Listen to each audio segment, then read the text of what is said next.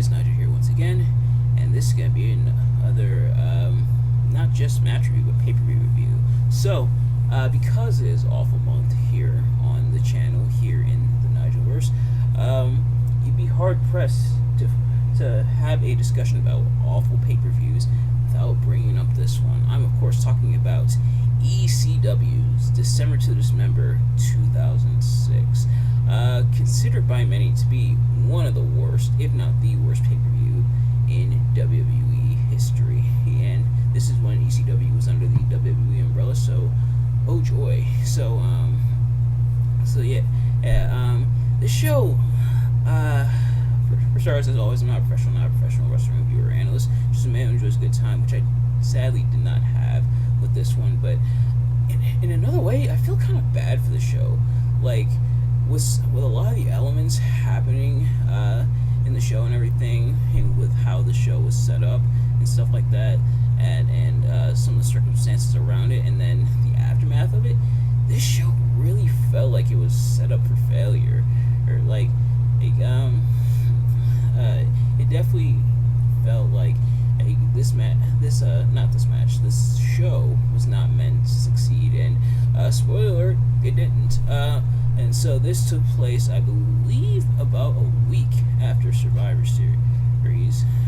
So Survivor Series was on November 26th of that year, 2006, of course, and then this was December 3rd, so about a week after. And it's been brought up before, but the fact that this was around the time, this is before, the WWE Network and now Peacock and everything, where you pay just a fee and you get access to all the WWE events and stuff, past and present,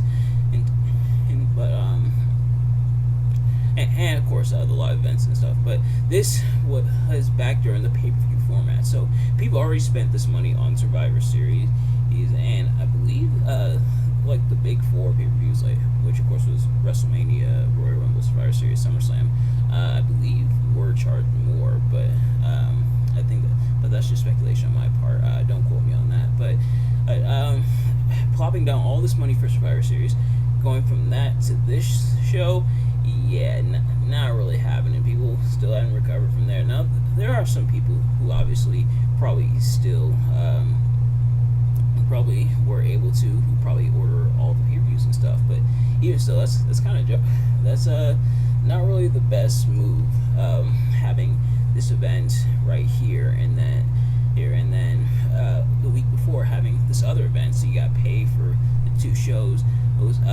Which one would you rather pay for? Or the big Survivor Series show that happened that year, or this event where actually we'll get into it, but yeah, my money's on Survivor Series. But let's get to the other big stuff surrounding this show. There were only 2 matches announced ahead of time for the show, meaning they had to fill the card with 4 other matches, 5 if you count the dark match between Stevie Richards and Rene Dupree, which I actually forgot both these guys were still around in WWE by this time in 2006. But yeah, not counting the dark match, which obviously wasn't here on the pay-per-view feed, that I was able to watch on Peacock. Just the 2 matches were announced. The opener between the Hardys and Eminem, and the main event, the Extreme Elimination Chamber match. They had to fill the card with 4 other matches, it's very often, not very often, I should say. Hey, it's very rare, I meant to say, where a show is so bad that 2 wrestlers request the release and someone gets fired. But that's pretty much essentially what happens here. So let's get into it. So the opening match is the Hardys versus Eminem, but in rewatching the pay-per-view, I decided not to rewatch this match, only because I actually watched and reviewed this match not too long ago on the channel, and so I decided I wouldn't go and rewatch this match. I believe I reviewed it a few months ago, but I decided I wouldn't bother rewatching it for the event. But if you want to see my thoughts on the match, go check out my review of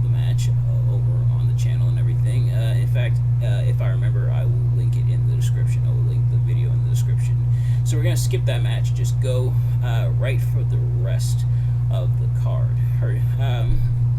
So after the Hardys and Eminem, we have an Extreme Rules match, an Extreme Enforcement of Rules, that is as Matt Striker battles Balls Mahoney. So what are these Extreme Enforcement rules? That is no hair pulling, no top rope stuff, no foul language, and I forget exactly the other rule. There was one more rule, but Matt Striker pretty much trying to give a disadvantage to Balls Mahoney here in this match. And this match was like pretty dull. Oh, there was some okay wrestling between the two. To Balls Mahoney credit, and they bring us up on commentary, Balls Mahoney does have a amateur wrestling background, and he was able to display that there. But also Balls Mahoney gets the win, so they put him over here. But Matt Striker straight up breaks one of his own rules when he pulls Balls Mahoney's hair. But Balls Mahoney hits the win,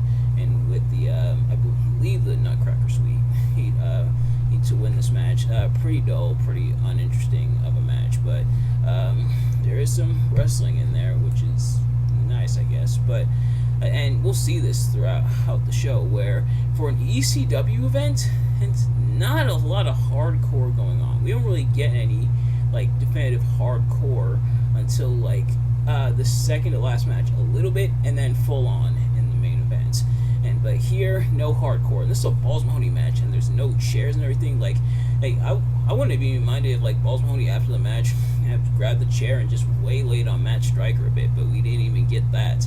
It's just a win, and then that's it. And then move on to the next match. Oh boy. And also got to mention your commentary team for the evening for this event is Joey Styles and Taz, who kind of an interesting duo. They do make some funny jokes and everything and stuff like that, but other than that, the commentary mostly being a non-factor in this match. But one of the reasons I mentioned this is because at the start of the show, Joey Styles gives away the finish of the main event, where he says that he actually says that a new ECW champion is going to be crowned in the main event. So, and he says that like right at the top of the show, right as they're doing the opening spiel as the pay-per-view opens up. So, off to a great start. But yeah, so that's the Balls Mahoney Matt Striker match. Next up is a tag team match between Elijah Burke and Sylvester Terkay battling the FBI, which is Little Guido and Tony Mamalu. Almost kind of like a glorified squash match. Elijah Burke and Sylvester Terkay really having their way with the FBI to win the match. Again, okay, kind of dull match. This is the shortest match of the night at about 6 minutes 41 seconds, at least according to the wiki here. But yeah, so kind of a dull, uninteresting match. But Trinity was there, which was nice. Then next up is Daivari battling Tommy Dreamer in a singles match with no weapons. Tommy Dreamer, the innovator of violence, not having a weapons match. Why? And even more bafflingly, Daivari gets the win. So Great Khali does do some interference at first, and then he's ejected from ringside. But then, Daivari beats Tommy Dreamer. Now, granted, Daivari did it with like a roll up and grabbing the tights and everything, but bold move on an ECW show to give Tommy Dreamer the loss and to give Daivari the win. And then afterwards, the Great Khali attacks Tommy Dreamer, does like the choke bomb onto the ramp, and you can hear a fan yelling, "This is this is entertainment," in which the fan, both right and wrong, this ain't extreme, but this certainly ain't entertainment either. Or another kind of nothing match. And then the next match after that, mixed tag team match, as Ariel and Kevin Thorne battle Kelly and Mike Knox. Knox in mixed tag team action actually defeat them. So, and after Mike Knox abandons Kelly. So in storyline, at this time, Mike Knox and Kelly are dating, but Kelly is the exhibitionist, so she's taking off her clothes and everything, exposing the goods, trying to give ECW some risque stuff, and openly showing affection towards CM Punk. Even before this match, she wishes CM Punk luck in the main event, and with her boyfriend Mike Knox literally right there, and yet Mike Knox is the heel for up and ditching her. But nevertheless, yeah, she's ditched Ariel and Kevin Thorne, which Taz and Joey Styles was another kind of funny moment where they're pretty much like, there's a certain spot, which I'm not going to go into too much detail about here, but it gets Taz and Joey Styles kind of flustered. But nevertheless, Ariel and Kevin Thorne pick up the win here. And the thing is, though, about these matches, all these like filler matches and everything, is that these matches are kind of, they're okay, I guess.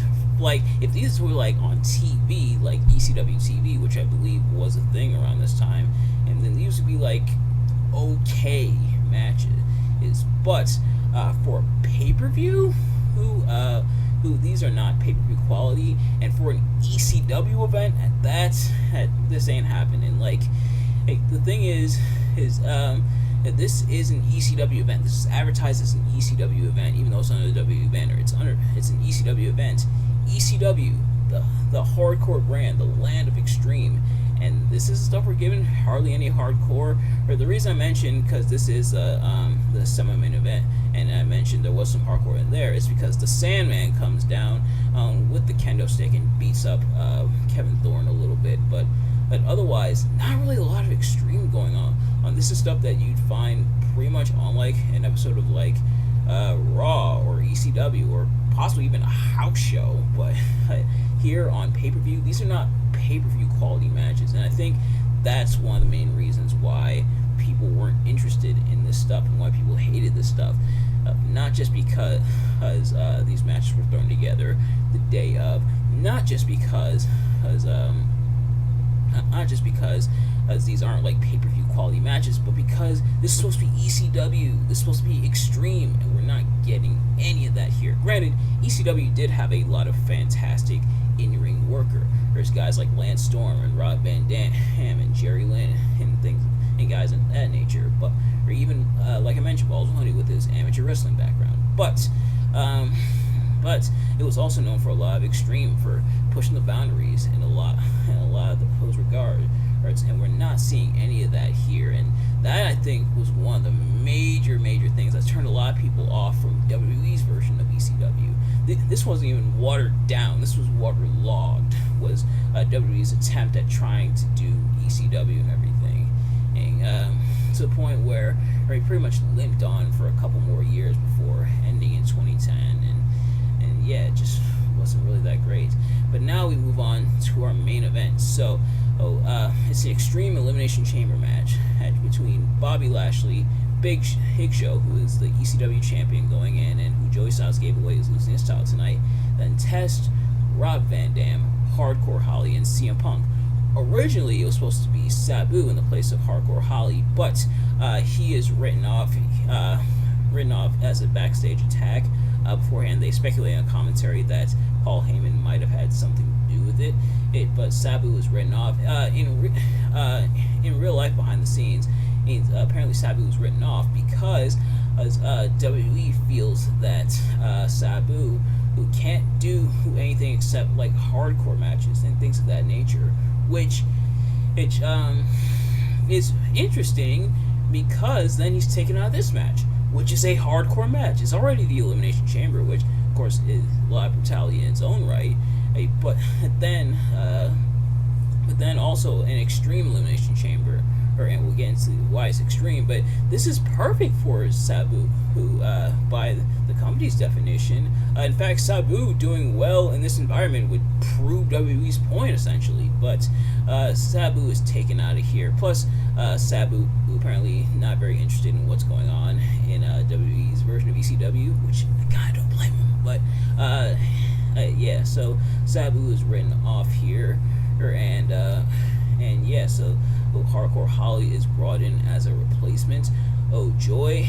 And this match had potential. Like, this is a match that definitely had legs, with each of the people in the pod getting a weapon, and And CM Punk in his pod had the steel chair. Test had a crowbar. Big Show had a barbed wire baseball bat, and Bobby Lashley had a table. So on paper, this would seem awesome, like Elimination Chamber plus weapons. Oh yeah, sign me up. But sadly, didn't really pan out. Didn't really live up to its full potential. Well, especially with some of the choices made in this match. For example, CM Punk, Hardcore Holly, and Rob Van Dam being the first 3 people out. And pretty early on in the match, CM Punk's the first to go, then Hardcore Holly, then Rob Van Dam. Now, CM Punk, the guy that everybody wanted to win the match, the guy that Paul Heyman wanted to win the match, is eliminated first. If that's not a bad omen of things to come with WWE's version of ECW, then I don't know what is.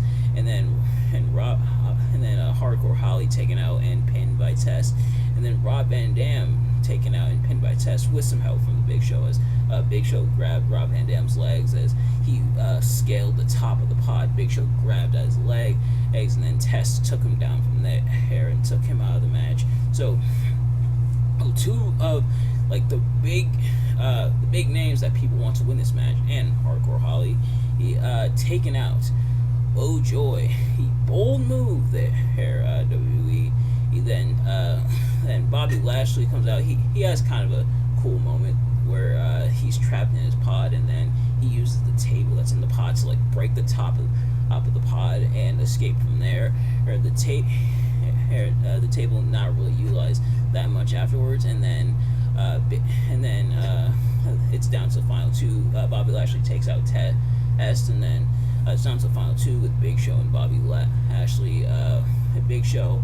Oh, another kind of cool moment where Big Show swinging at Bobby Lashley with the baseball bat, and Bobby Lashley's like trying to deflect with the chair, and after that they do some more fighting. Big Show gets busted open. Bobby Lashley takes out Big Show with the spear to win the ECW Championship.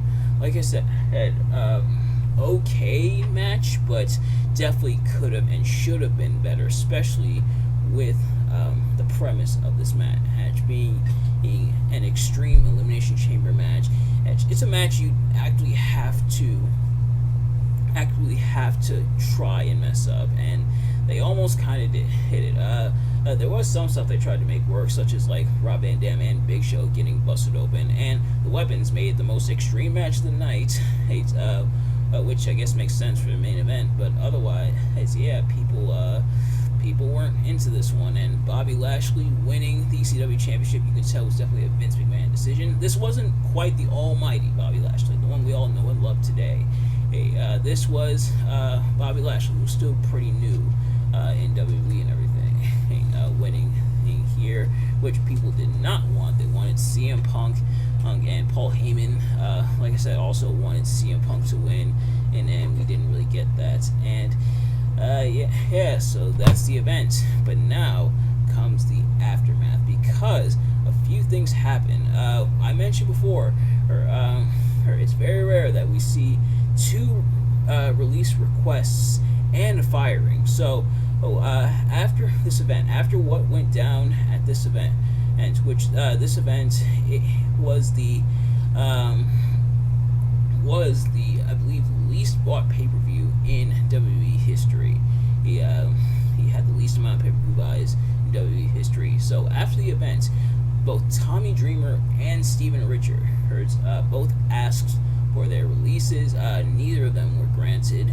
And then Vince McMahon sent Paul Heyman home, which is rich, considering Paul Heyman told Vince that this pay-per-view wouldn't work and a lot of these decisions wouldn't work. And lo and behold, when the pay-per-view didn't work, it's Paul Heyman that gets punished for it, which really sucked. And Vince essentially tried to blame Paul Heyman, which caused Paul to walk out and everything. And like I said, Paul Heyman wanted CM Punk to win. Vince wanted Bobby to win, and obviously what Vince says goes. And go figure that was how it was then, and that's pretty much how it is now. So yay! And yeah, the pay-per-view suffered as a result of it, and and yeah, just bad stuff all around. Which it's interesting to see how Paul Heyman's always been kind of a champion for CM Punk, and CM Punk really cites himself as a Paul Heyman guy because of it. And the fans definitely wanted CM Punk to win, and sadly they didn't get that, which really turned them off for this match. And this pay-per-view, as if the rest of the pay-per-view didn't do that already. But yeah, so this I think was definitely a sign to come. If it wasn't One Night Stand early in the year and some of the stuff that went down there, then it was definitely this pay-per-view that was like, ooh, WWE's version of ECW, we are in for a very rough time. And lo and behold, we were in for a very rough time. But that is going to do it for this review. I figured it was probably inevitable that I would review the whole event at some point, especially after I initially reviewed the Hardys versus Eminem. In terms of the strongest match, I did say that the Hardys and Eminem was the strongest match. It was the match that sucked the least out of everything else on this card, and I still have to go with that sentiment. And I think the main event is like kind of a close second, and but yeah, the Hardys and Eminem still the strongest match of the evening, which wasn't really saying much. In terms of the weakest match, obviously I gotta go with everything else because it was pretty much thrown. It was pretty much thrown together. They're definitely like a thrown together card, essentially held together by duct tape, and it's no wonder why it failed. And of course, impromptu matches or like matches added to the card at the last minute. Nothing new in pro wrestling. It would happen before and after this event, but having a card chock full of it really came back to haunt WWE in terms of this pay-per-view. And there's a reason why people still look at this pay-per-view and consider it one of, if not the worst pay-per-views in WWE history. But turns out there is an ECW, real ECW version of this event that took place in 1995. So who knows? Maybe I'll check that out at some point. But nevertheless, that's going to do it for this review. Thank you all so much for watching. I hope you enjoyed. If you did, please do me a favor, like, comment, subscribe, share with your friends, turn on post notifications so you know every time I upload a video so you can see as soon as it drops. Let me know in the comments below your thoughts on the event, my review of the event. Did you dislike the event? I'm sure you probably didn't. And did you dislike my review of the event? And yeah, so thanks for watching, and I will see you guys later. Peace.